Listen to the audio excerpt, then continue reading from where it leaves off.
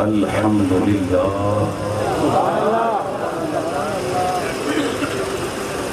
الحمد للہ رب العالمین والعاقبۃ للمتقین نحمدہ ونستعینہ ونستغفرہ ونؤمن بہ ونتوکل علیہ ونشهد ان لا الہ الا اللہ وحدہ لا شریک لہ ازلی ابدی دہری بینفی ولا اول لہ ولا آخر لہ ونشهد ان محمدا عبدہ ورسولہ والصلاة والسلام على سید الانبیاء والمرسلین صاحب کعب قوسین جد الحسن والحسین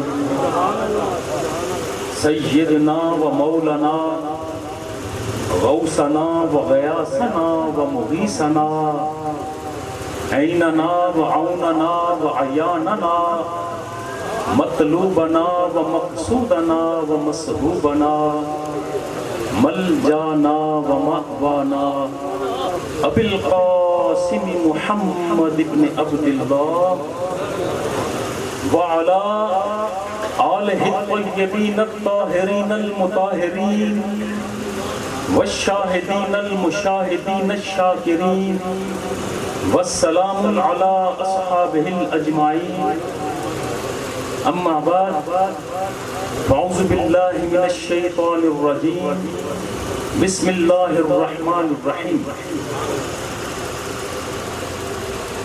لنا شمس وللآفاق شمس وشمسی خیر من شمس السماء فإن الشمس تطلع بعد فجر وشمسی طالع بعد العشاء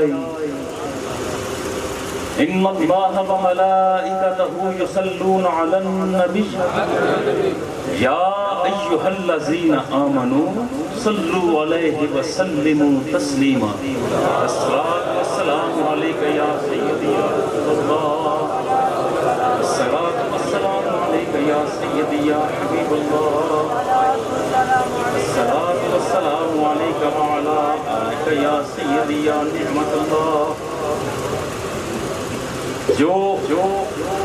جو گدائے در رسول ہے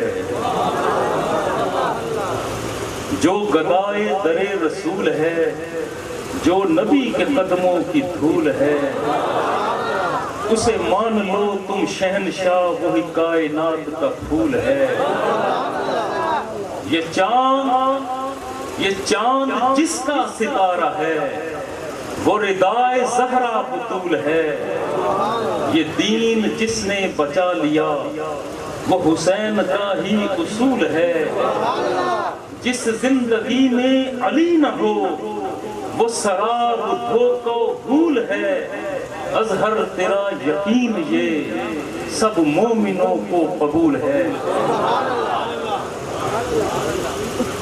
اللہ جل مجدہ کی بے حد حمد و ثنا نبی مکرم رسول محتشم امام الانبیاء حبیب کبریا شہ ہر دو سرا سید المرسلین رحمت للعالمین قائد فوج اسلام اور دامغ جوش اسنام حضور علیہ السلام کی ذات بابرکات پر ہدیہ درود و سلام اور اہل بیت کی بارگاہ میں منقبت کا نذرانہ پیش کرنے کے بعد اللہ جل مجدہ سے یہ دعا ہے کہ ہماری حاضری کو شرف قبولیت سے نوازے میں دل کی اتھا گہرائی سے ان تمام احباب کا دوستوں کا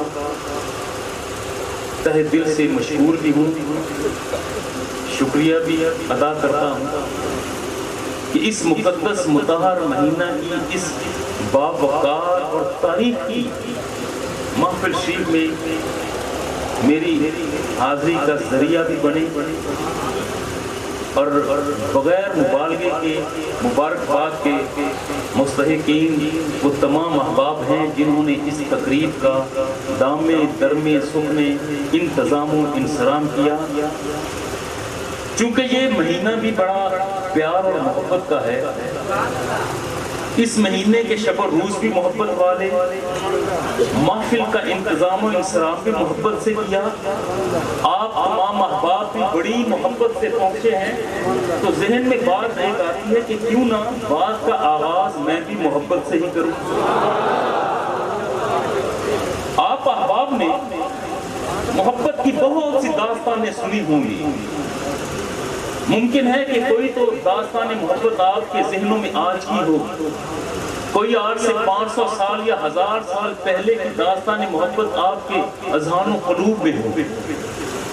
ساہیوال کی سرزمین سے ایک داستان محبت میں بھی سنانے آ گیا،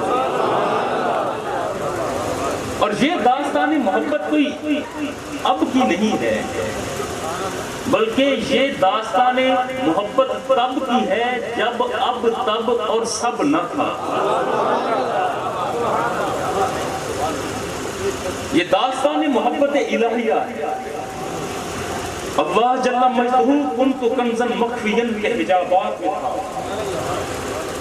اللہ نے چاہا کہ میں جان لیا جاؤں، میں پہچان لیا جاؤں، میرا محبوب ہو جو مجھے دیکھے، جسے میں دیکھوں، جو مجھے پکارے، جسے میں پکاروں۔ تو اللہ رب العزت نے سب سے پہلے اپنے محبوب کے نور کو خلق کیا، اور یہ داستان محبت الہیہ یہاں رکتی نہیں ہے، ابھی تو داستان محبت الہیہ کے دیباچے کا آغاز ہوا ہے۔ پھر رب نے یہ چاہا کہ اب میرے محبوب کا حسن و جمال 400 دکھائی بھی دے، تو پھر یہ کائنات وجود میں آئی، تو مصطفیٰ کے دامن رحمت کے وسیلے سے یہ سورج آتا ہے تو اسے تمازت و حرارت مل گئی، چاند کو ٹھنڈی چاندنی عطا فرمائی، ستاروں کو جگمگاہٹ ملی، دریاؤں کو روانی، سمندروں کو جولانی، پہاڑوں کو ہیبت تفویض فرما دی۔ تو پھر رب نے یہ چاہا کہ اب میرے محبوب کا حسن و جمال و کمال اب بے نقاب و بے حجاب ظاہر ہو جائے۔ جب یہ مرحلہ آیا تو اللہ رب العزت نے اپنے محبوب کے نور کو پیشانی آدم میں سجا دیا، اور یہ پاک طیب طاہر پیشانیوں سے ہوتا ہوا یہ نور محبوب خدا پہنچا ہے تو حضرت عدو تک پہنچا۔ اچھا یار، میں 400-450 کلومیٹر کی دوری سے آیا ہوں اور اب ذکر کرنے لگا ہوں حضور کے اجداد کا، اور یہ ذکر میں اکیلے نہیں کروں گا، آپ میرے ساتھ ہوں گے۔ دیکھیں نا، میں نے پوزیشن بدل لی ہے۔ وہ پاک طیب طاہر پیشانیوں سے ہوتا ہوا نور پہنچا تھا تو حضرت عدو تک پہنچا۔ وہ نور حضرت عدو نے عدنان کو دیا، عدنان نے معید کو دیا، معید نے نزار کو دیا، نزار نے مزر کو دیا، مزر نے الیاس کو دیا، الیاس نے مدرکہ کو دیا، مدرکہ نے خزیمہ کو دیا، خزیمہ نے کنانہ کو دیا، کنانہ نے نظر کو دیا، نظر نے مالک کو دیا، مالک نے فہر کو دیا، فہر نے غالب کو دیا، غالب نے لوئج کو دیا، لوئج نے مرہ کو دیا، مرہ نے قصہ کو دیا، قصہ نے کلاب کو دیا، کلاب نے عبد مناف کو دیا، عبد مناف نے وہی نور ہاشم کو دیا، ہاشم نے عبد المطلب کو دیا، عبد المطلب نے وہی نور حضرت عبداللہ کو دیا، اور پھر یہاں سے وہ قوم پر پھوٹی اور خون رونما ہوا، جس کی ولادت کی قسم قرآن نے وَوَالِدُ وَمَا وَلَدْ سے ارشاد فرمائی، اور جس کے شہر کی قسم لا اقسم بہذا البلد سے ارشاد فرمائی۔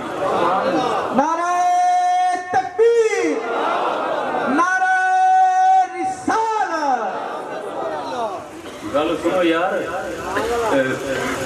سدھا سادہ انداز نہیں، سواد ایویں آندا ہے نعرہ میلو آنا، گل ہوے ذکر ہوے خدا دا، ذکر ہوے خدا دے مصطفیٰ دا، تے تسی سینہ بند کر کے بیٹھو، نعرہ لواما جواب ملے گا؟ سینے کے زور کے ساتھ، ایمانی قوت کے ساتھ، جوش اور جذبے کے ساتھ نعرہ تکبیر، نعرہ رسالت، اس کو ذرا آہستہ کیا تاکہ یہ نہ کہیں کہ خود سپیکر پہ بول رہا ہے، نعرہ اب لگوا رہا ہوں، نعرہ تکبیر، نعرہ رسالت، نعرہ رسالت، نعرہ رسالت، نعرہ رسالت، نعرہ حیدری، اللہ محمد چار یار حاجی خواجہ قطب فرید، حق فرید، حق فرید۔ یہ ہوئی نا بات۔ اب بات کرنے کا لطف مجھے بھی آئے گا، بات سننے کا مزہ آپ کو بھی آئے گا۔ بھئی ذکر تو ہے حبیب کبریا کا کہ جس کے حسن و جمال و کمال کی ایک جھلک پانے کے لیے عاشقان تڑپتے ہیں، مچلتے ہیں۔ وہ حبیب کبریا جسے حسن و جمال و کمال کی انتہاؤں پر فائز فرمایا گیا، بلکہ حسن ہوا ہی اس وقت جب دامن رحمت مصطفیٰ سے لپٹ گیا۔ آفاقہا گردید ام، مہر بتاں برزید ام، بسیار خوباں دید ام، لیکن تو ذات دیگری۔ اور وہ انداز جو حضرت جبریل امین نے بارگاہ مصطفی میں جا کر عرض کیا تھا، انہی گزارشات کو حضرت اقبال نے اشعار کے کالم میں ڈھالا۔ آفاقہا گردید ام، مہر بتاں ورزید ام، بسیار خوباں دید ام، لیکن تو ذات دیگری۔ عرض کرتے ہیں کہ یا رسول اللہ، میں آسمان کی بلندیوں پر رہا، میں مشرق اور مغرب کو دیکھتا رہا، شمال اور جنوب کو پرکھتا رہا۔ یا رسول اللہ، میں نے بڑے بڑے حسین دیکھے، بڑے بڑے محجبین دیکھے، بڑی بڑی خوبیوں والے دیکھے، بڑے بڑے کمالات رکھنے والے دیکھے۔ یا رسول اللہ، میں نے آدم کو بھی دیکھا، آدم کی گریہ اور زاری کو بھی دیکھا، میں نے نوح کو بھی دیکھا، نوح کے انداز ادا کو بھی دیکھا، میں نے ابراہیم کو دیکھا، ابراہیم کے انداز وفا کو دیکھا، میں نے اسماعیل کو دیکھا، اسماعیل کے انداز ادا کو دیکھا، میں نے موسیٰ کو دیکھا، موسیٰ کے جاہ و جلال کو دیکھا، میں نے عیسیٰ کو دیکھا، عیسیٰ کے دستے کمال کو دیکھا، میں نے یوسف کو دیکھا، یوسف کے حسن و جمال کو دیکھا۔ مگر یا رسول اللہ، مجھے یہ کہنا پڑا، آفاقہا گردید ام، مہر بتاں ورزید ام، بسیار خوباں دید ام، لیکن تو ذات دیگری۔ کچھ دوستوں کو ابھی بھی معلوم نہ ہو سکا کہ کہنا کیا چاہتے ہیں، تو چلو میں مختصر بتا دوں۔ جبریل یہ کہنا چاہتے تھے کہ یا رسول اللہ، سارے حسینوں کے حسن ایک طرف، سارے جمیلوں کے جمال ایک طرف، کمال رکھنے والوں کے کمال ایک طرف، یا رسول اللہ آپ کی زلف کا اقبال ایک طرف۔ آپ جیسا حسین نہیں دیکھا۔ یہ بات درمیان میں آگی اس لیے کہ جب ذکر مصطفیٰ ہو تو پھر سینوں کو بند نہ رکھتے تھے کہ یا رسول اللہ، سارے حسینوں کے حسن ایک طرف، سارے جمیلوں کے جمال ایک طرف، کمال رکھنے والوں کے کمال ایک طرف، یا رسول اللہ آپ کی زلف کا اقبال ایک طرف۔ آپ جیسا حسین نہیں دیکھا۔ یہ بات درمیان میں آگی اس لیے کہ جب ذکر مصطفیٰ ہو تو پھر سینوں کو بند نہ رکھیں، پھر کھول دیں، عشق بچ لے۔ عشق تو گھنگرو باندھ کر باہر آئے نا۔ اللہ جل مجدہ نے اس کائنات کو بنایا بھی خوب، اسے سجایا بھی خوب، اور پھر نظام کائنات کو چلایا بھی خوب۔ اللہ رب العزت نے کائنات کے جس ذرے کو، جان کو خلق کیا، اس نے سب سے پہلے اللہ کی تصویر بیان کی۔ یسبح للہ ما فی السماوات و ما فی الارض، زمین اور آسمان کے درمیان جو کچھ ہے یہ اللہ کی تصویر بیان کرتا ہے۔ چلیں بات اور کھول کہ جس کی تعریف کائنات کا ذرہ ذرہ کرے وہ خدا، اور جس کی تعریف خود خدا کرے وہ خدا کا مصطفیٰ. اور مدحت مصطفیٰ ہر صاحب ایمان نے کی ہے اپنے اپنے انداز میں، اپنے اپنے رنگ میں، اپنے اپنے ڈھنگ میں. مدحت حبیب کبریا کرنے والوں میں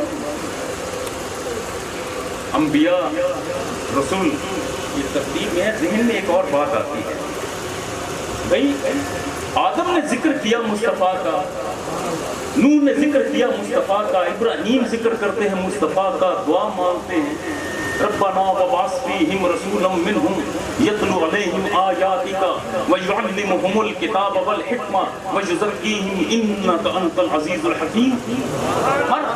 ہر نبی نے، ہر رسول نے 1,23,999 یا کم و بیش جتنے انبیاء اور رسول ہیں ان کے اندر جو قدر مشترک ہے نا، ایک تو یہ ہے کہ ہر نبی نے اللہ کی الوہیت کا درس دیا، اور دوسرا کہ ہر نبی نے ذکر مصطفیٰ کیا.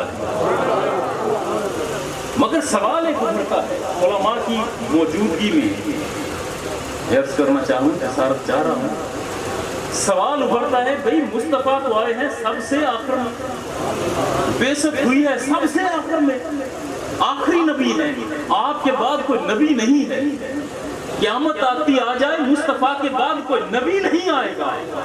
اگر کوئی بات نبوت کی کرے گیا تو وہ رذیل ہے، ذلیل ہے، وہ جھوٹا ہے، مکار ہے. آئے تو بعثت ہوئی ہے سب سے آخر میں، مگر مصطفیٰ کا ذکر آدم نے بھی کیا، نوح نے بھی کیا، شیس نے بھی کیا، ہر نبی نے کیا. وہ کیسے ہو گیا؟ اس مسئلے کو سمجھنے کے لیے آپ کو، مجھے، ہم سب کو عالم ارواح کا ایک چکر لگانا ہوگا. تیار ہیں؟ چلیں عالم ارواح کا ایک چکر لگا کے آتے ہیں. عالم ارواح میں 2 جلسے ہوئے ہیں، باقاعدہ 2 جلسے.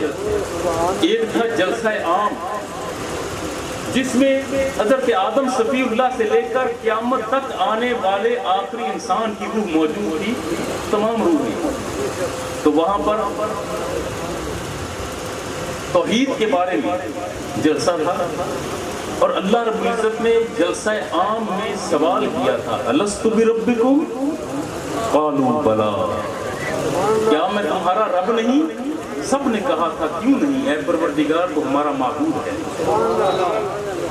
اس جلسہ عام میں آپ کی روح بھی تھی، میری روح بھی تھی. حضرت آدم صفی اللہ سے لے کر آخری انسان تک تمام ارواح تھی، مگر نہ وہ منظر آپ کو یاد ہے نہ مجھے یاد. اس لیے کہ ہم عام انسان ہیں، ہم بھول جاتے ہیں، ہم عالم ارواح کی بات کو بھول گئے.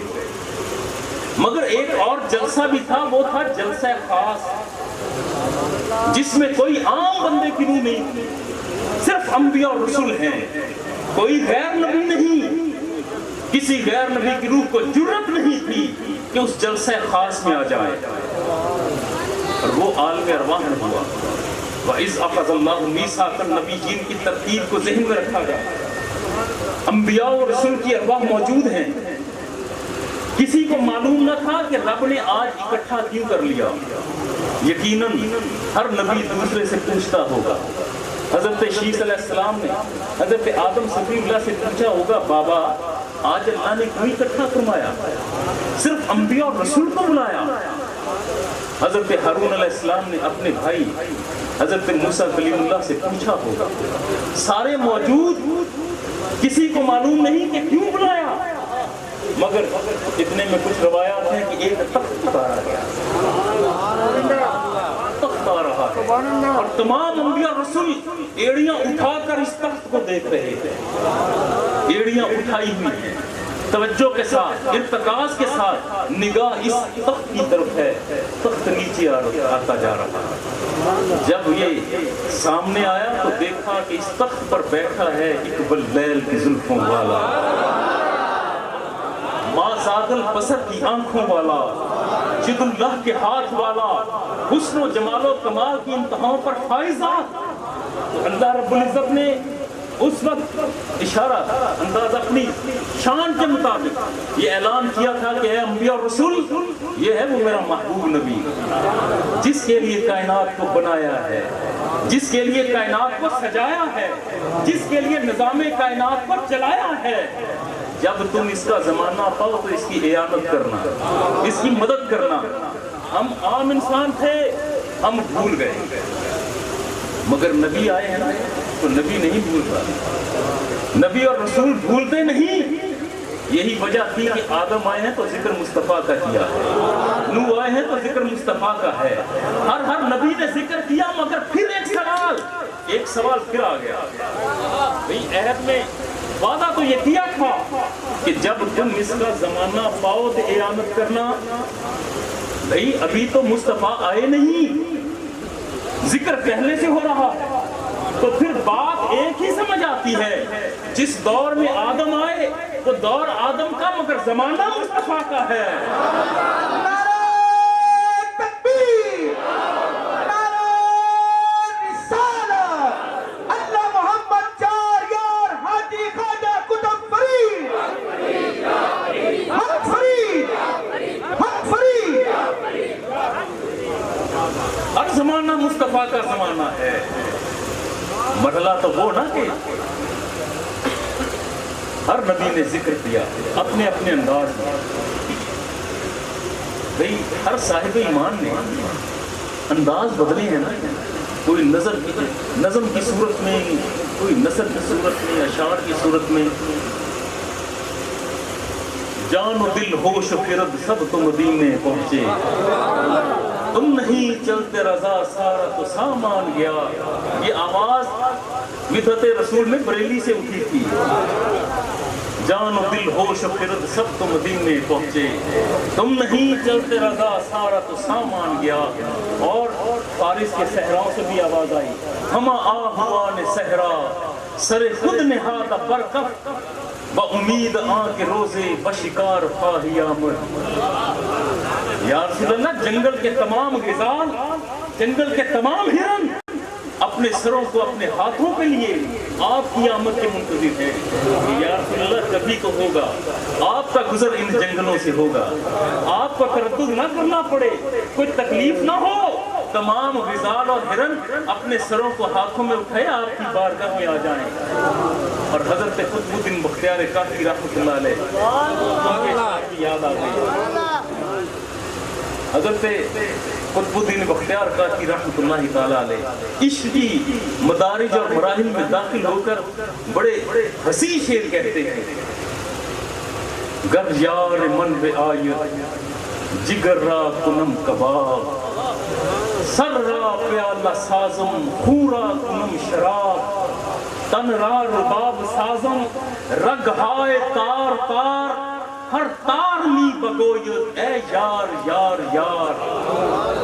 اس کا اب ترجمہ بھی ذرا سن لیں تاکہ سرور کے آسمان پر پھر اور بلند پروازی ہو۔ عرض کرتے ہیں، گر یار من بے آیت، جب میرا محبوب آ جائے، اگر میرا محبوب آ جائے، میرا محبوب آئے تو صحیح۔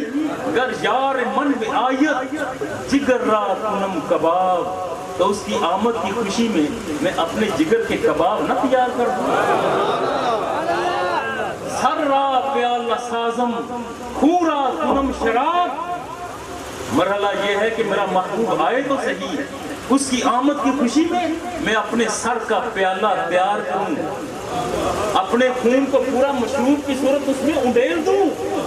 تن را رباب سازم رگ ہائے تار تار، لوگوں تم میرا حال پوچھنا چاہتے ہو تو میری کیفیت یہ ہے کہ محبوب آئے تو صحیح، اس کی جلوہ گری ہو تو صحیح، اس کی آمد کی خوشی میں میرا سارا بدن یہ رباب ہو جائے، اور اس بدن کی تمام رگیں اس رباب کی تاریں ہو جائیں، اور پھر جس تار کو ہاتھ لگایا جائے آواز ایک ہی نکلے، او میرے یار، او میرے محبوب، او میرے پیار۔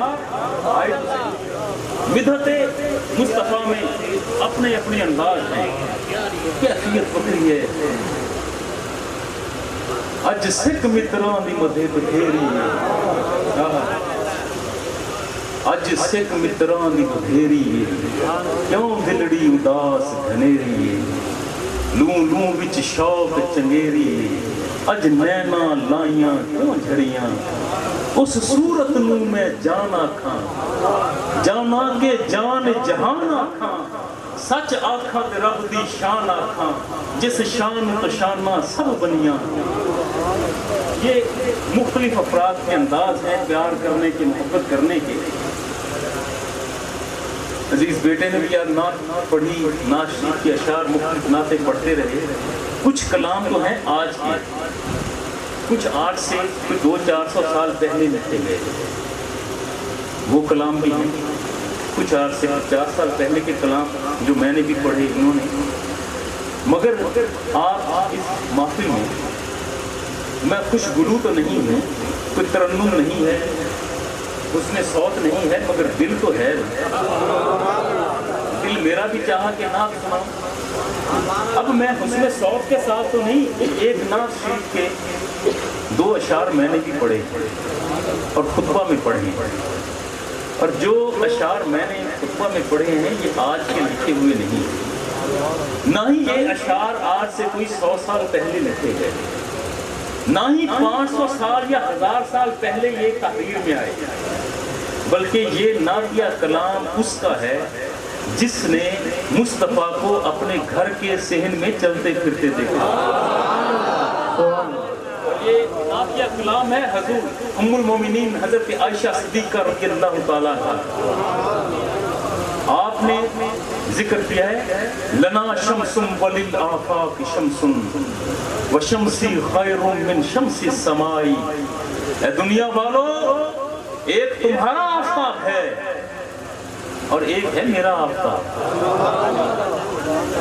لنا شمس وللآفاق شمس اے دنیا والو ایک تمہارا آفتاب اور ایک ہے میرا آفتاب جو آفتاب نبوت و رسالت ہے وشمسی خیر من شمس السماء دوسرے مصرے میں واو بمانا اور کے نہیں ہے واو قسمیاں ہیں آپ قسم ارشاد فرماتی ہیں اللہ کی قسم اے دنیا والو ایک آفتاب تمہارا جو آسمان کی بلندیوں پر روشن ہوتا ہے اور ایک ہے میرا آفتاب جو آفتاب نبوت و رسالت ہے اور اللہ کی قسم میرا آفتاب تمہارے اس آفاقی آفتاب سے کہیں زیادہ حسین ہے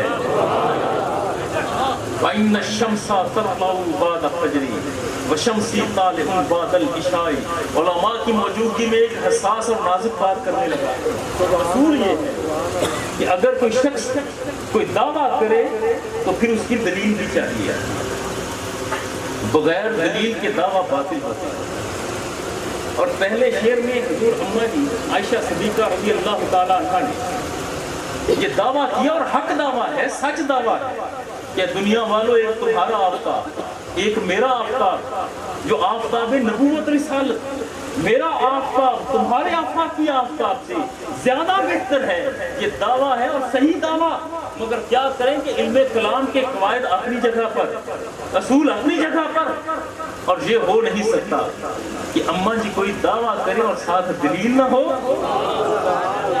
اگلے ہی شعر میں اس کی دلیل بھی عطا فرما دی وَإِنَّ الشَّمْسَ تَطْلَعُ بَعْدَ فَجْرِ وَشَمْسِ طَالِعٌ بَعْدَ الْعِشَاءِ اے دنیا والو سنو یہ دعویٰ جو کیا ہے سچ دعویٰ ہے یہ بات اس لیے کہی اس لیے کہ تمہارا آفتاب جو آسمان کی بلندیوں پر چمکتا ہے یہ مشرق سے طلوع ہوتا ہے روشنی بکھیرتا ہے نصف النہار پر آتا ہے پورے عروج اور چوبٹ پر ہوتا ہے مگر پھر ہوتا یہ ہے کہ یہ ڈھلنا شروع ہوتا ہے جو ہی شام ہوتی ہے تو یہ غروب ہو جاتا ہے تمہارا آفتاب طلوع ہوا غروب ہوا مگر میرا آفتاب جو آفتاب نبوت اور رسالت ہے یہ تو رات کی تاریکیوں میں بھی جگمگاتا رہتا ہے نعرہ تکبیر نعرہ رسالت اللہ محمد چار یار حاجی خواجہ قطب فرید حق فرید مسئلہ یہ ہے کہ آپ کیونکہ صاحبان ذوق ہیں ادب کی بڑی حسین سرزمین ہے یہ ساری اور ادب سے تعلق رکھنے والے جانتے ہیں کہ جب محبوب کا ذکر کیا جائے نا اشعار میں اس میں استعارات ہوتے ہیں، تشبیہات ہوتی ہیں، کنائے ہوتے ہیں، اور جب بھی محبوب کا ذکر ہو تو محبوب کا تذکرہ کرتے ہوئے ذکر چاند کا ہوتا ہے، چاند کی ٹھنڈی چاندنی کا ہوتا ہے، کسی دریا اور دریا کی روانی کا ہوتا ہے، گلاب کا ہوتا ہے، گلاب کی مہکار کا ہوتا ہے، مگر کسی نے بھی اشعار میں اپنے محبوب کو سورج کہہ کر نہیں پکارا، آفتاب نہیں کہا، مگر اماں جی نے فرمایا ہے، اور آپ کا فرمانا حکمت سے خالی نہیں۔ اور آج کیوں نہ ذرا غواصی کر لیں، کیوں نہ ذرا غوطہ زنی کریں، معلوم تو کریں کہ اماں جی نے حضور کو آپ اب تم یہاں پر نماز ادا نہیں کر سکتے اس لیے کہ زمین ناپاک ہے، بھئی اسے پاک کیسے کریں؟ کیا پانی سے اس زمین کو دھو دیا جائے؟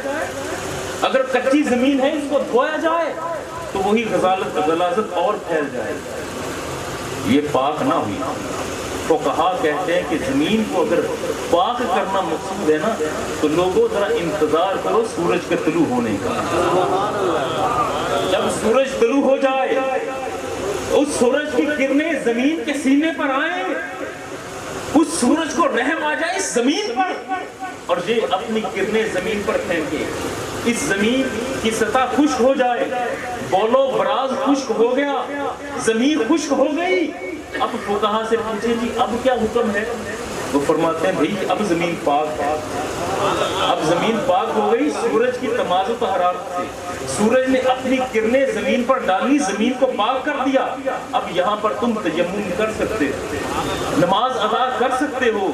بھئی یہ 9.5 کروڑ میل کی دوری پر ہے یہ سورج، بھئی جس طرح یہ زمین ناپاک ہوتی ہے یہ دل بھی تو ایک زمین ہے نا، یہ دل کی سرزمین بھی ناپاک ہو جاتی ہے گناہوں کے غلاظت کے ساتھ، بد کرداری اور بے حیائی کی غلاظت اس دل کی سرزمین کو بھی ناپاک کرتی ہے۔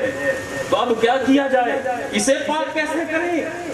بھئی اگر یہ ہماری دھرتی پر رحم آتا ہے اس سورج کو، وہ 9.5 کروڑ میل کی دوری سے اپنی کرنیں اس پر ڈالتا ہے، اسے پاک کر دیتا ہے، تو یہ جو گنبد خضرا کے مکی ہیں، جو آفتاب نبوت اور رسالت ہیں، جب ان کی نگاہ کرم اور نگاہ ناز آ جاتی ہے تو دل کی سرزمین بھی پاک ہو جایا کرتی ہے۔ نعرہ تکبیر، نعرہ رسالت، اللہ محمد 4 یار حاجی خواجہ قطب فرید، حق فرید، حق فرید۔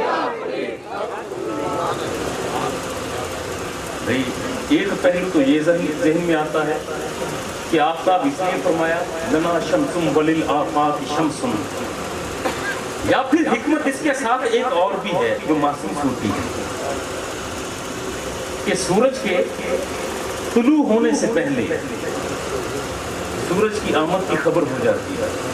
جب صبح صادق ہوتی ہے نا، ابھی سورج نے آنکھ دکھائی نہیں، نقاب ہٹایا نہیں، جلوہ دکھایا نہیں، ابھی سورج طلوع ہوا نہیں، مگر ایک صبح صادق ہوتی ہے، ایک لہر سی اٹھتی ہے، لوگ جانتے ہیں کہ بھئی کچھ ہی دیر کے بعد اب سورج طلوع ہونے والا ہے۔ اس کا مطلب ہے کہ سورج کی آمد سے پہلے سورج کی آنے کی خبر مل جاتی ہے، اور مصطفیٰ آفتاب نبوت و رسالت ہے، آپ کی آمد سے پہلے آپ کی آمد کے چرچے تو ہو چکے تھے، ہر نبی نے، ہر رسول نے، ہر صاحب ایمان نے تذکرہ کیا، مگر آج عشق و محبت اور پیار اور ناز کی اس محفل میں ایک اور شخص یاد آ رہا ہے جو مصطفیٰ کی آمد سے 1000 سال پہلے اس دنیا میں تھا،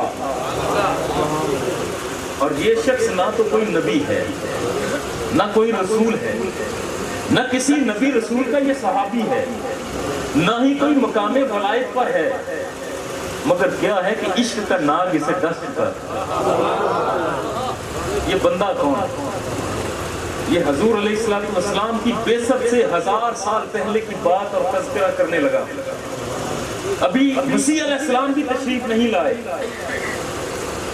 یمن کا بادشاہ طبع اس کا نام ہے، ہجری خاندان سے، اس کے ذہن میں ایک سودا سما گیا کہ آدھی دنیا پر کیسر کی حکمرانی ہے، آدھی دنیا پر کسرا کی حکمرانی،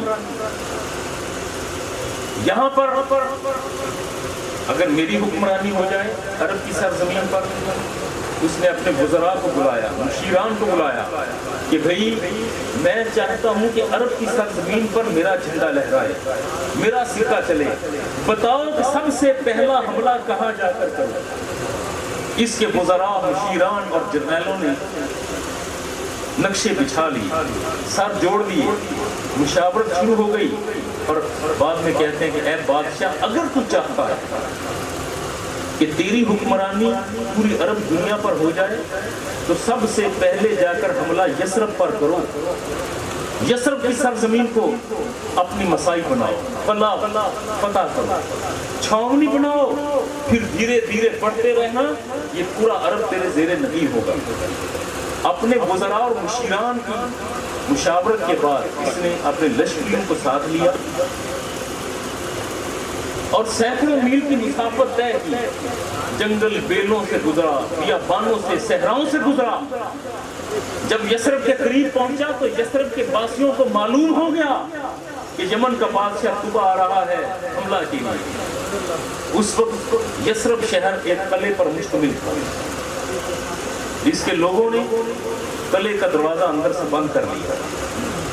بادشاہ نے آتے ہی بڑی نخوت سے اس قلعے کو دیکھا اور اپنے فوجیوں کو حکم دیا کہ بھی تیر اندازی کرو، شام تک قلعہ فتح چاہیے۔ اس کے فوجیوں نے تیر اندازی کی، اپنے تیروں کے آگے آگ لگا کر شہر کو جلانے کی کوشش کی۔ شہر جل رہا ہے، لوگ زخمی ہو رہے ہیں، اندر سے چیخوں پکار ہو رہی ہے، مگر عجیب بات یہ ہے کہ جب تک یہ حملہ آور فوجی قلعے کی دیوار کے قریب نہ جاتے وہاں سے کوئی جوابی حملہ نہ ہوتا۔ صبح سے شام ہو گئی، یہ لوگ تھکے ہارے اپنے اپنے خیموں میں واپس آئے تو کچھ روایات میں ملتا ہے کہ قلعے کا چھوٹا دروازہ کھلا، 6 افراد یثرب شہر سے باہر آئے۔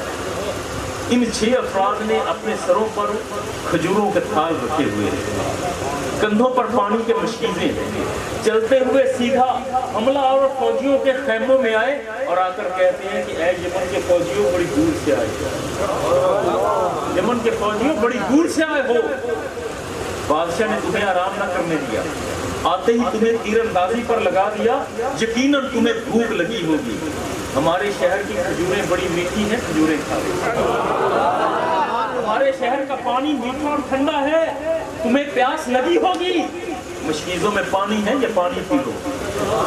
طوبہ یہ منظر دیکھ رہا تھا، اس نے کہا بلاؤ نہ ذرا انہیں میری طرف۔ ان 6 افراد کو بلایا گیا تو طوبہ نے کہا کیا تم جانتے ہو کہ میں کون ہوں؟ کیا تم مجھے جانتے ہو؟ کس ارادے سے آئے ہو جانتے ہو؟ ان میں سے ایک شخص آگے بڑھا، انہوں نے کہا ہاں ہم جانتے ہیں کہ اے یمن کے بادشاہ طوبہ تیرا نام ہے، ہمجری خاندان سے ہو، تم حملے کے لیے آئے، ہمارے شہر پر قبضہ جمانا چاہتے ہو، ہمارے سروں کو تن سے جدا کرنا چاہتے ہو، ہمارے بچوں کو یتیم کرنا چاہتے ہو، ہماری بیویوں کو تم بیوہ اور لونڈیاں بنانا چاہتے ہو، سب جانتے ہیں۔ تو بادشاہ نے کہا جب سب جانتے ہو تو کیا تمہیں لڑنا نہیں آتا؟ اتنے بزدل میدان میں اترتے کیوں نہیں؟ وہ کہتا ہے کہ بادشاہ معاملہ یہ نہیں ہے کہ ہمیں لڑنا نہیں آتا، ہم لڑنا بھی جانتے ہیں، ہم مرنا اور مارنا بھی جانتے ہیں، ہمارے بچے تلواروں کے سائے میں پل کر جوان ہوتے ہیں، بہادری میں ہمارا ثانی کوئی نہیں، مگر بات یہ ہے کہ جب ہم اپنی تلواریں لے کر، نیزے لے کر میدان میں اترے، جب تمہاری فوجیوں کے ساتھ ہمارا مقابلہ ہوا تو بہت سے تمہارے فوجی مریں گے، بہت سے ہمارے فوجی مریں گے، اور ہم ابھی مرنا نہیں چاہتے۔ یہ عجیب بات کر دی۔ اس نے کہا بھئی یہی تو بزدلی کہ تم موت سے ڈرتے ہو۔ بادشاہ موت سے نہیں ڈرتے، معاملہ عشق کا ہے، معاملہ تو پیار کا اور محبت کا ہے۔ اس نے کہا بھئی میدان کارزار میں پیار کہاں، محبت کہاں، مربت کہاں، مودت کہاں، عشق کہاں؟ کون سی باتیں کرتے ہو؟ دشمن سر پہ آیا ہو اور تم عشق کی بات کرو؟ معاملہ کیا ہے بتاؤ تو صحیح۔ اب وہ ذکر کرتا ہے یہ بات توجہ سے سن لیجئے گا. اس نے کہا کہ اے بادشاہ، ہم نسلاً یہودی ہیں، میرا دادا یہودی عالم تھا، تورات اور زبور کا بہت بڑا عالم. اس نے تورات میں پڑھا، زبور میں اشارے جانے، علماء سے سنا، سینہ بسینہ پہنچنے والی باتیں اس تک پہنچی کہ اللہ رب العزت کو نبی آخر الزمان سے بڑی محبت ہے. اس کائنات کو بنایا اور سجایا ہے تو نبی آخر الزمان کے لیے. جب میرے دادا نے اس نبی آخر الزمان کے تذکرے تورات اور زبور میں پڑھے، علماء سے سنے، تو میرے دادا کو اس نبی سے عشق ہو گیا. وہ تو تذکرہ کرے اسی نبی کا، بات کرے اسی نبی کی. پھر اس نے تجسس کے ساتھ کہ بھئی وہ آخری نبی آئے گا کہاں پر، تلاش شروع کی، نشانیاں ڈھونڈنا شروع کی، تو اسے معلوم ہوا کہ وہ آخری نبی عرب کے صحراؤں میں آئے گا، جہاں کھجوروں کی بہتات ہوگی، جہاں پانی کے ٹھنڈے اور میٹھے چشمے ہوں گے. تو اے بادشاہ، میرے دادا نے شام کے علاقے کو چھوڑا اور عرب کے ان جنگلوں میں، ریگزاروں میں، صحراؤں میں گھومنا شروع کر دیا. میرا دادا بستی بستی گیا، کریا کریا، نگر نگر گھوما. اس نے ہر علاقہ دیکھا، وہ تمام نشانیاں جو نبی آخر الزمان کے شہر کی نشانیاں تورات اور زبور سے اور قدیم علماء سے سنی تھی اور مخطوطات میں ملی تھی، وہ تمام نشانیاں ملی تھی تو اسی یثرب شہر میں ملی. جب معلوم ہو گیا کہ نبی آخر الزمان یہاں آئے گا، تو میرے دادا نے اپنے گھر بار کو چھوڑا، مال منال کو چھوڑا، اپنے بیوی بچوں کو ساتھ لیا، صحراؤں، بیابانوں، جنگلوں کو پار کرتے ہوئے میرے دادا نے آ کر سکونت اسی یثرب میں اختیار کی. صبح کہتا ہے کہ اچھا بھی تیرا دادا تو واقعی عاشق تھا. اس نے کہا تو پھر کیا تیرے دادا نے اس نبی کی زیارت کر لی؟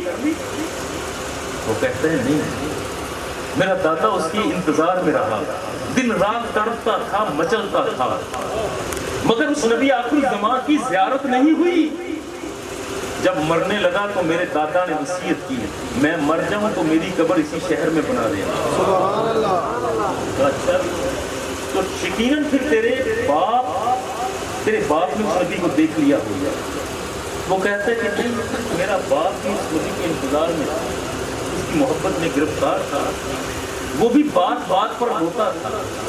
جب کبھی نبی آخر الزمان کا تذکرہ ہوتا تو وہ تلاش کر کر کے لوگوں کو بلا بلا کر اس نبی کی بات چھیڑا کرتا تھا. مگر میرے باپ کو بھی یہ نصیب نہ ہوا کہ اس نبی کی زیارت کرے. جب وہ مرنے لگا تو اس نے وصیت کی کہ میں مر جاؤں تو میری قبر میرے باپ کی قبر کے ساتھ اسی شہر پہ بنا دینا. میں کہا اچھا بھی، دو تو گئے، اب تم تیسرے ہو، تو کیا نبی آخر الزمان کی زیارت تم نے کر لی؟ اب کہتا ہے کہ بادشاہ اسی لیے تو زندہ رہنا چاہتے ہیں، کہ ابھی دیکھا نہیں، اسی لیے تو چاہتے ہیں کہ زندہ رہیں، ورنہ لڑنے مرنے مارنے میں کوئی حرج نہیں.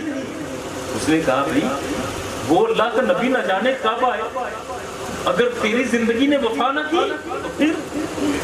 تو اس نے کہا میں نے اپنے بچوں کو وصیت کر دی کہ میں مروں تو میری قبر بھی اسی شہر میں میرے باپ اور دادا کی قبر کے ساتھ بنا دینا.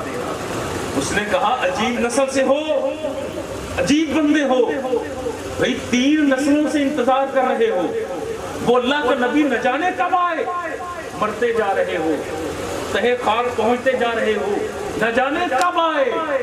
اب ذرا اس عاشق کا جواب بھی سنیے گا. اس نے کہا بادشاہ اے طبا، وہ اللہ کا نبی جب بھی آئے، وہ آئے 100 سال کے بعد، وہ آئے 500 یا 1000 سال کے بعد، آئے گا تو اسی شہر میں آئے گا، چلے گا تو اسی شہر میں چلے گا. جب وہ چلے گا تو اس کے قدموں سے اڑنے والی دھول اور مٹی جب ہماری قبروں پر پڑے گی، ہماری روحوں کو چین اور قرار آ جائے گا.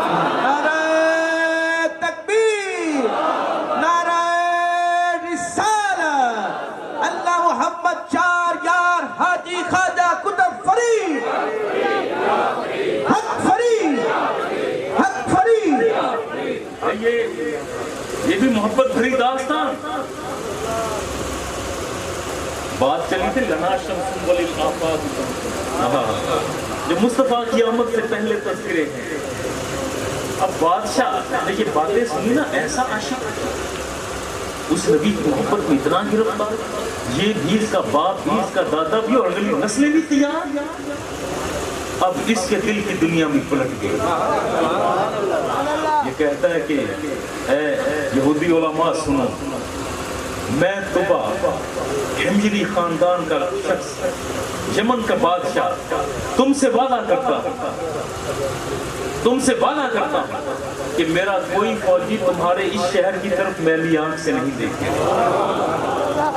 مگر میری ایک درخواست ہے، اس شہر کو جو نبی آخر الزمان کا شہر ہے، اس شہر کو مجھے ایک مرتبہ اندر سے دیکھ لینے دو، میری حسرت نہ رہے۔ اس محبوب خدا اس شہر کو دیکھ نہیں پایا۔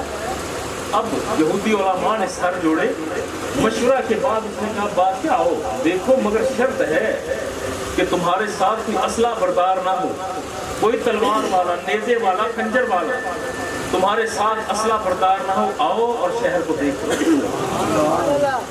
بادشاہ نے کہا مجھے منظور، ان کے ساتھ چلنے لگا تو اس کے وزیروں نے روکو، بادشاہ ذرا رک تو صحیح، شہر تو صحیح، بھئی یہ جانتے ہیں کہ تو یمن کا بادشاہ ہے، بادشاہ کہیں ایسا نہ ہو کہ یہ قلعے میں لے جائیں اور اندر جا کر قتل کر دیں، ہم کیا کریں گے؟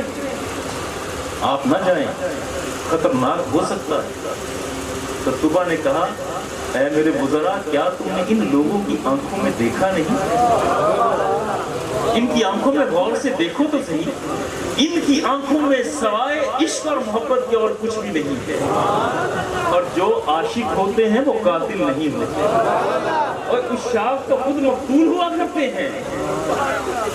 مجھے جانے دو۔ یہ گیا، دروازہ کھولا گیا، اس کے وزراء مشیران قلعے کے اندر داخل ہو گئے، علماء چلے گئے، طبا بھی باہر کھڑا ہے۔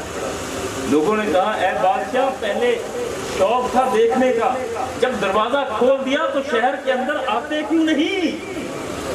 اس نے کہا یار ٹھہرو تو صحیح، پہلے مجھے معلوم نہیں تھا یہ شہر کس کا ہے، اب میں جان گیا ہوں کہ یہ شہر ہے نبی آخر الزمان کا، اس میں داخل ہونے سے پہلے مجھ طبا کو اپنے جوتے تو اتار لینے دو۔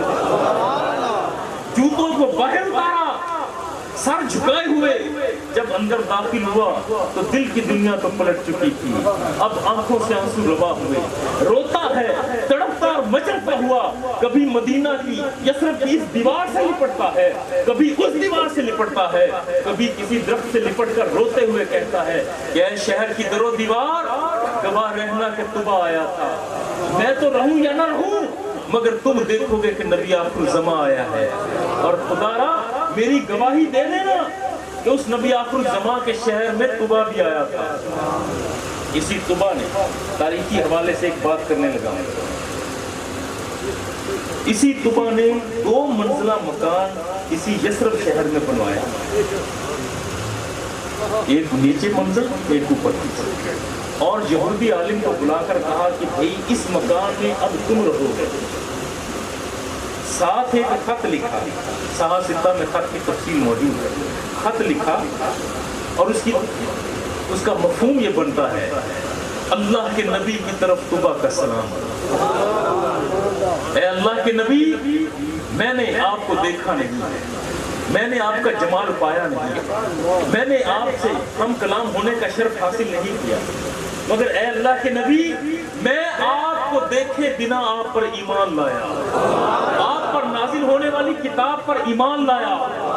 اے اللہ کے نبی، گزارش ہے کہ کل قیامت کے دن جب آپ اپنے دامن رحمت میں اپنے گناہگار امتیوں کو جگہ دیں تو خدا را مجھ طبا کو بھی یاد رکھیں۔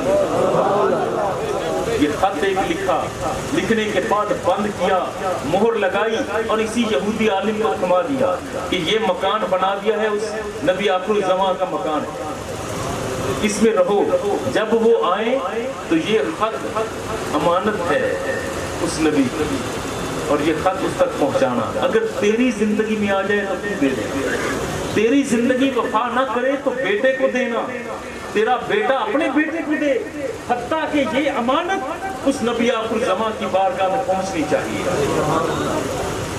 اب یہی خط طبا کا 1000 سال کی مسافت طے کرتے کرتے منازل طے کرتے کرتے کرتے کرتے نسل در نسل پہنچا تھا تو حضرت ابو ایوب انصاری رضی اللہ تعالیٰ اسی یہودی عالم کے نسل سے. اور جو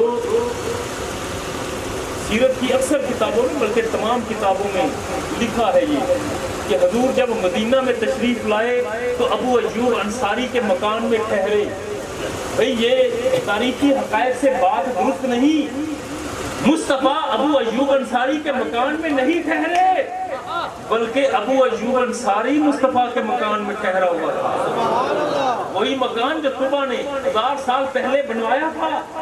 بھئی ابو ایوب انصاری تو چوکی داری کر رہے تھے, مالک تو آنے والے تھے.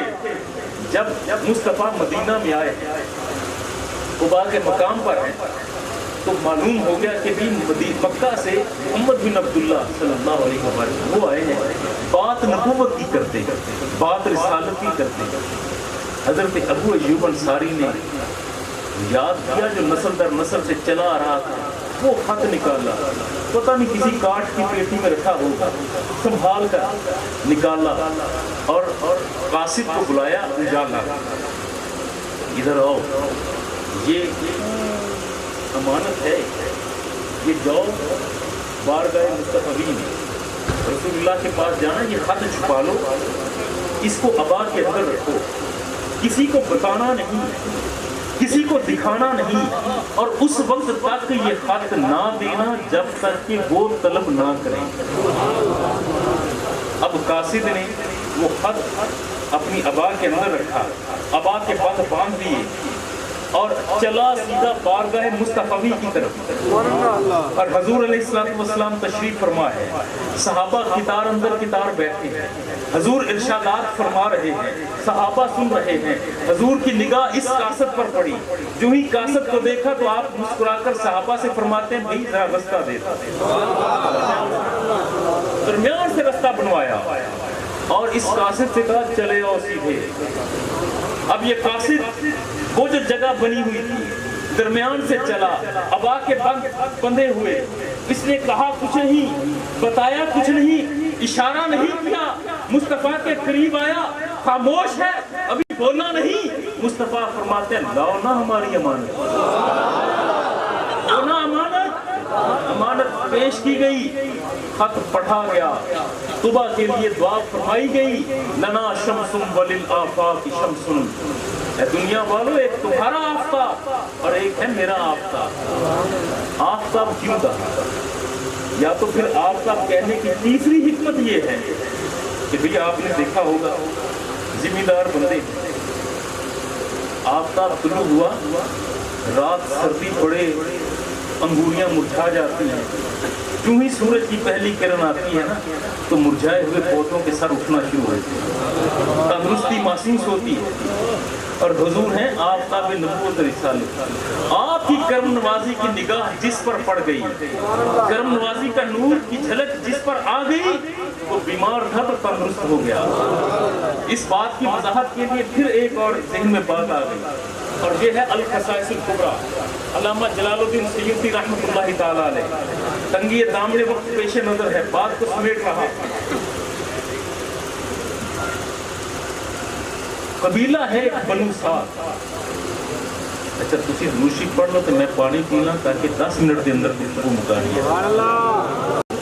اس بنو سعد قبیلے میں بڑی ہلچل, کچھ خواتین بڑی تیزی سے آ رہی تھی جا رہی تھی, سواریوں کے کچاوے باندھے جا رہے تھے. ایک کمزور سی کسی قبیلے کی خاتون آئی, کمزور سی, آ کر پوچھتی ہے کہ سہیلیوں کہاں جا رہی ہیں؟ انہوں نے کہا کہ ہم جا رہی ہیں مکہ کی طرف. وہاں پر جو سرداروں کے ہاں بچے پیدا ہوئے ہیں ان بچوں کو گود لیں گی, ہمارا گزر بسر اچھا ہوگا. اس کمزور سی خاتون نے, بیمار تھی, اس نے کہا کہ انتظار کرو تو ساتھ مجھے لے چلو, کوئی ایک بچہ میں بھی گود اٹھا لوں گا. اس نے کہا نہ تجھے کیسے لے چلے, کیونکہ تو بھی کمزور اور تیری سواری بھی کمزور, ہم تیرے ساتھ تجھے ساتھ لے کر چلے, ہماری تو رفتار کم ہوگی. اب یہ خواتین بڑی تیزی کے ساتھ بیٹھی اور سواریوں پر چلی. مکہ کی طرف۔ یہ جو پیچھے رہ گئی، یہ جو بیمار تھی، یہ جو کمزور اور لاغر تھی، جس کی سواری بھی کمزور، جو ذرا چلتی تھی سواری تو اس کی ٹانگیں ٹکراتی تھی، تاریخ اس خاتون کو جانتی ہے تو حلیمہ سعدیہ کے نام سے جانتی ہے۔ حلیمہ سعدیہ نے اپنے شوہر حارث کو بلایا، کہا کہ بھی میں بھی چاہتی ہوں کہ چلو مکہ میں کوشش کر لیتے ہیں۔ اب دونوں میاں بھی بنو سعد سے چلے، ظاہر ہے اپنی سواری پر دراز گوش چلے، اور دھیرے دھیرے جب یہ حلیمہ سعدیہ اور حارث مکہ میں داخل ہو رہے تھے نا، تو مکہ میں پہلے پہنچنے والی خواتین، دوسری دائیوں نے خواتین، انہوں نے بچے گود میں اٹھائے ہوئے اور باہر آ رہے ہیں۔ آتے ہی حلیمہ کو دیکھا اور مسکرا کر کہتی ہیں کہ حلیمہ یہ دیکھو، فلاں سردار کا بیٹا میری گود میں، فلاں تاجر کا بیٹا اس کے پاس، فلاں امیر کا بیٹا اس کے پاس، فلاں شیخ کا بیٹا اس کے پاس، تمام امراء کے بچے گنوا دیے، اور نظروں ہی نظروں میں مسکرائیں گی۔ حلیمہ خاموش، اور ساتھ ہی وہ تنزیہ انداز میں کہتی ہے، حلیمہ تو پریشان نہ ہونا، اب یہ نہ سوچ لینا کہ ہم نے مکہ میں تمام سرداروں کے بچے ہم نے لے لیے، ایک بچہ تیرے لیے چھوڑ آئی، جاؤ اس بچے کو گود لو۔ اور ساتھ ہی تنزیہ انداز میں کہتی ہے کیا ہوا، وہ یتیم ہے تو کیا ہوا، چلو تمہیں کچھ نہ کچھ تو مل جائے گا۔ اللہ کی قسم، واللہ خدا کی قسم، وہ خواتین نہیں جانتی تھیں کہ اب ذکر کس کا ہو رہا ہے، کیونکہ جس گود میں اس درے یتیم نے آنا تھا اسے کچھ نہ کچھ نہیں، کائنات کا سب کچھ مل جانا تھا۔ نعرہ تکبیر، نعرہ رسالت۔ یہاں مختصر سے بات کرتا ہوں، حلیمہ گردن جھکائے مکہ میں داخل ہوئی، حضور کے دادا جان سے گفتگو ہوئی، انہوں نے فرمایا گھر میں بیٹی سے مل لو۔ گھر پہنچی تو سیدہ آمنہ کی بارگاہ میں آئی تو انہوں نے فرمایا کہ اس کمرے میں بیٹا ہے۔ حلیمہ سعدیہ، کتاب ہے القصائص الکبریٰ، لکھنے والے ہیں علامہ جلال الدین سیوطی رحمۃ اللہ تعالیٰ علیہ۔ یہ وہ ہیں جنہیں زندگی میں 100 مرتبہ مصطفیٰ کی زیارت ہوئی، نیند میں نہیں، خواب میں نہیں، بلکہ آپ کو جیتی جاگتی آنکھوں سے مصطفیٰ کی زیارت ہوئی اور 100 مرتبہ سے زائد مرتبہ ہوئی۔ وہ جلال الدین سیوطی انہوں نے لکھا ہے، فرماتے ہیں کہ حلیمہ کا قول ہے، حلیمہ کہتی ہیں کہ لوگوں جب میں صحن سے کمرے کی طرف گئی، کمرہ کھولا تو سب سے پہلے تو ایک مہکار نے میرا استقبال کیا، اور میں نے زندگی میں ایسی بہترین مہکار کبھی سونگھی نہیں۔ جب میں نے دروازہ کھولا نا تو حضور جو چھوٹی شیر خارگی کی عمر میں ہے، بستر پر پڑے ہیں اور مسکرا کر حلیمہ کے چہرے کو دیکھے جا رہے ہیں۔ یہاں پر القصائص الکبریٰ خاموش ہے، مگر میرا ذوق بولتا ہے، میرا ایمان کہتا ہے کہ اس وقت حضور شیر خارگی کی عمر میں تھے، بستر پر ہیں، مسکرا کر حلیمہ کو دیکھ رہے تھے اور نظر ہی نظر میں فرما رہے تھے، حلیمہ آ گئی ہو نا، حلیمہ آ گئی نا۔ اور وہ جو خواتین کہتی تھی نا ایک تمہارے لیے چھوڑ آئی، بات یہ تھی، ایسا نہیں ہے کہ انہوں نے مصطفیٰ کو پسند نہیں کیا، بات یہ تھی کہ مصطفیٰ نے دراصل حلیمہ کو ہی پسند کیا تھا۔ حلیمہ آئے، حلیمہ کہتی ہے کہ میں آگے بڑھی، اتنا حسین چہرہ، میں نے حضور کو اٹھایا، سینے سے لگایا، ذکر کرتی ہے کہ لوگوں جو ہی میں نے اٹھا کر سینے سے لگایا، اللہ کی قسم مجھے سینے کی ساری بیماریاں ختم ہوتی محسوس ہوئی، میرے سینے میں جیسے دودھ چھلک کر آ گیا، میں سمجھ گئی کہ یہ بچہ تو بڑی برکت والا ہے، بڑی رحمت والا ہے۔ میں نے خود کو تندرست محسوس کیا، میں نے سینے سے لگایا، اماں جی سے اجازت دی کہ اماں جی اجازت دے دے میں لے جاؤں، انہوں نے فرمایا ٹھیک ہے۔ جب باہر آئی تو خیال آیا کہ بھی لوگ دور دراز سے آتے ہیں، بیت اللہ کا طواف کرتے ہیں، تو میں بھی اب آئی ہوں تو چلو ایسا کرتی ہوں کہ اس بچے کو لے کر سیکھنے حرم میں جاتی ہوں، طواف کرتی ہوں، اسے بھی برکت مل جائے گی۔ اب اس نیت سے حلیمہ سعدیہ نے حضور کو اٹھایا، صحن حرم میں آئی، کچھ بت بیت اللہ کے اندر تھے اور کچھ صحن حرم میں۔ حلیمہ کا قول ہے کہ میں حضور کو لے کر جس بت کے قریب سے گزرتی وہ اونھے منہ گر جاتا. پہلے کے پاس سے گزری پہلا گرا, دوسرے کے پاس سے گزری دوسرا گرا. لوگ بھاگ کر آئے کہ ہمارے خداؤں کو گرا رہی ہے, مگر میرا اور بتوں کا فاصلہ بڑا تھا. جب طواف پورا ہونے کے بعد حلیمہ کے ذہن میں ایک اور بات آئی. حلیمہ کہتی ہے خیال آیا کہ یہاں پر حجر اسود ہے, وہ کالا پتھر جو بیت اللہ کے ایک کونے میں ہے. لوگ اسے چومنے کے لیے بے چین رہتے ہیں, اور میں ایسا کرتی ہوں کہ لوگ جو برکت کے حصول کے لیے اسے چومتے ہیں, میں بچے کو لے کے اس کی ہونٹ حجر اسود کے قریب لگا دوں. حجر اسود اس کے ہونٹوں کے ساتھ حجر اسود لگے گا نا, یہ ہونٹ لگا لے گا, چوم لے گا, اس بچے کو برکتیں مل جائیں گی. اب حلیمہ, قول حلیمہ کا ہے. کتاب میں نے بتا دیا القصائص الکبریٰ, لکھنے والا علامہ جلال الدین سیوطی رحمۃ اللہ علیہ. آپ فرماتے ہیں کہ حلیمہ کا قول ہے کہ میں نے مصطفیٰ کو اٹھایا, گود میں اٹھایا, چلتے ہوئے حجر اسود کے قریب آئی. اے لوگوں, میں نے دیکھا کہ ابھی مصطفیٰ کے لبوں کا اور حجر اسود کا فاصلہ موجود. حلیمہ کہتی ہے کہ میں نے دیکھا, سر کی آنکھوں سے دیکھا, نگاہوں سے دیکھا کہ ابھی فاصلہ موجود, کہ حجر اسود اپنے مقام سے نکل کر مصطفیٰ کے لبوں کو چومتا ہے.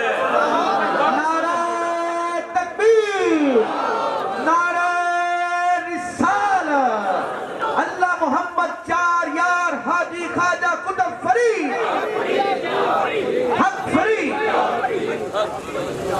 جب حلیمہ نے یہ منظر دیکھا کہ بھئی لوگ تو چومے حجر اسود کو اور حجر اسود چومے اس کے لبوں کو, اس کا مطلب ہے کہ حلیمہ یہ تو اللہ کی شان ہے کہ تیری گود میں یہ آ گیا.